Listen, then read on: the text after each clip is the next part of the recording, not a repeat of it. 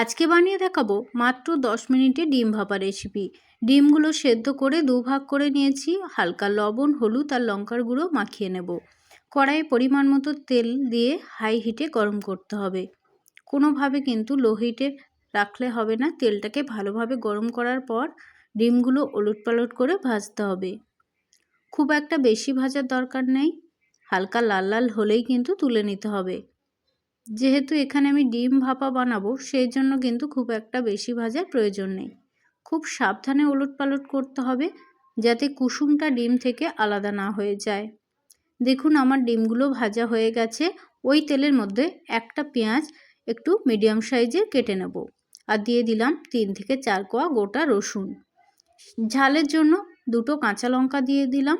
দিয়ে একটু মশলাটাকে হালকা কষাতে হবে, মানে একটু ভাজা ভাজা করে নিতে হবে। খুব একটা বেশি ভাজার প্রয়োজন নেই, জাস্ট একটু হালকা পেঁয়াজটা নরম হয়ে আসলেই কিন্তু তুলে নিতে হবে। এর মধ্যে দিয়ে দেব ভেজে রাখা চিনেবাদাম। খুব একটা বেশি প্রয়োজন নেই, বাজার থেকে আপনারা দোকানে কিনতে পাবেন। চিনেবাদাম দেখুন আমি এইভাবে কিন্তু ভেজে নেব। আগেই বলেছি এই ডিম ভাপাটা একটু অন্য স্বাদের হবে। ঠিক এইভাবে কিন্তু ভাজা হয়ে গেছে। একটা পেস্ট বানিয়ে নিয়েছি। অন্যদিকে ভাপার জন্য একটা টিফিন বক্সের মধ্যে আমি পেস্টটাকে ঢেলে দেব।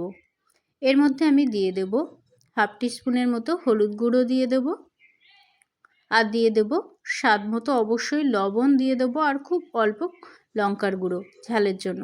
যেহেতু আগেই কাঁচা লঙ্কাটা ব্যবহার করেছি, তেলটা অবশ্যই দেবেন। আর ভেজে রাখা ডিমগুলো একে একে উপর থেকে দিয়ে দেব। এবার টিফিন বাটির ঢাকনাটা বন্ধ করতে হবে। অন্যদিকে কড়াইয়ে জল গরম করে আমি এবার টিফিন বাটিটা এর মধ্যে 5 থেকে 6 মিনিটের জন্য বসিয়ে রাখবো।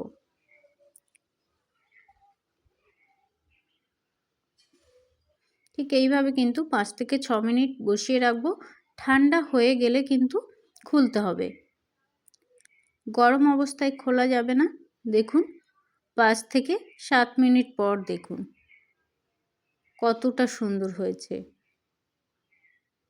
দেখলেন তো কত সহজেই চটজলদি বানিয়ে ফেললাম ডিম ভাপা। আজই বাড়িতে বানিয়ে ফেলুন।